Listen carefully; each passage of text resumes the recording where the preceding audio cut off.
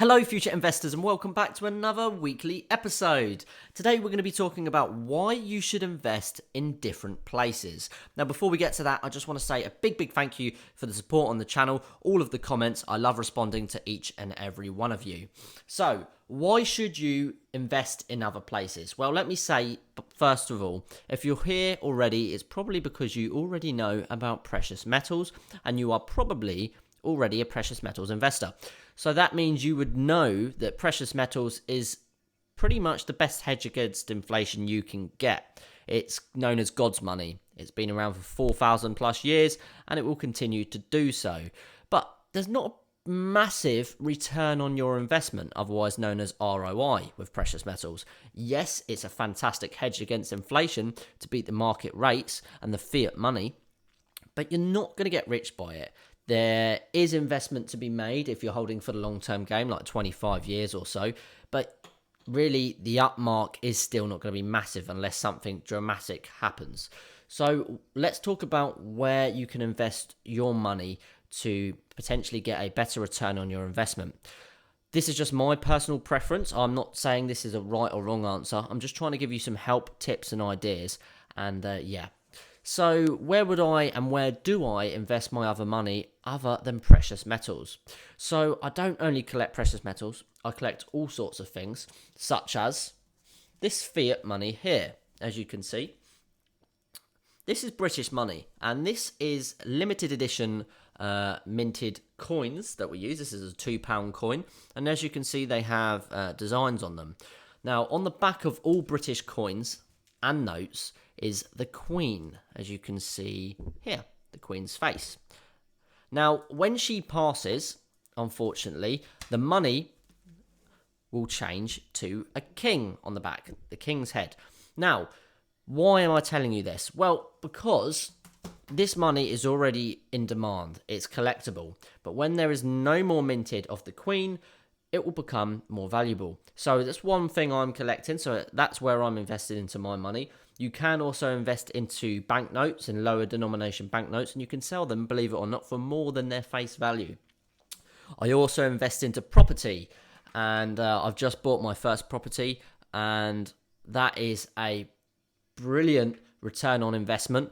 It's not a fantastic hedged against inflation per se. It is, nonetheless, but it's a better ROI investment. And what do I mean by that? Well, I'm buying it for a certain amount, and it will go up exponentially month by month, year by year.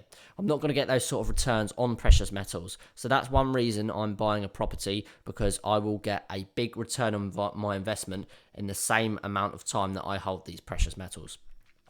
Also, I have pensions. Pensions are a great way to put money aside. They get invested. You earn interest on them. It's like a separate savings account that you forget about. So pensions are great, but it is still a fiat currency. So there is a high risk that if the market crashed, you could potentially lose your pensions. So although it's a relatively known thing to do, it's not necessarily the safest option against hedges against inflation like precious metals. And what else do I invest in? I have other collectibles that do make a big return on investment because demand goes up when the quantity of these items becomes rarer. I also do buy rare cars, and I have made good profit on these cars. For example, I bought a car in 2016 for £10,000, and 3 years later, it was valued at over £25,000. So that is an incredible return on my investment in just 3 years.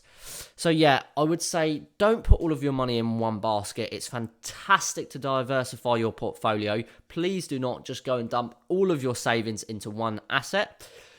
Spread it out.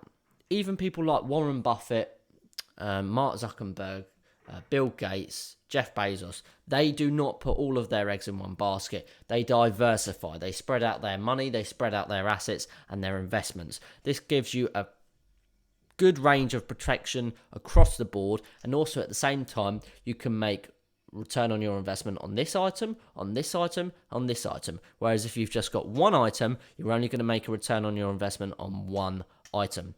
So I hope this helps. I still believe in precious metals. I am investing in precious metals all the time, but I do think you should diversify your portfolio and invest elsewhere. Spread it out a little bit.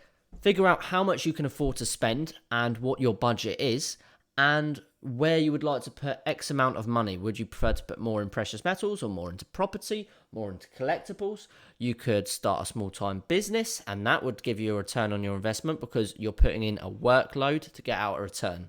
So yeah, that's just a couple of my thoughts on that. But please leave your comments below on where you invest other than precious metals. I would really, really like to know because, if there's an idea in there that I haven't thought of, hey, it's a great idea for me to start investing in. And that's what we're all about here on this channel, is helping each other preserve and increase our wealth.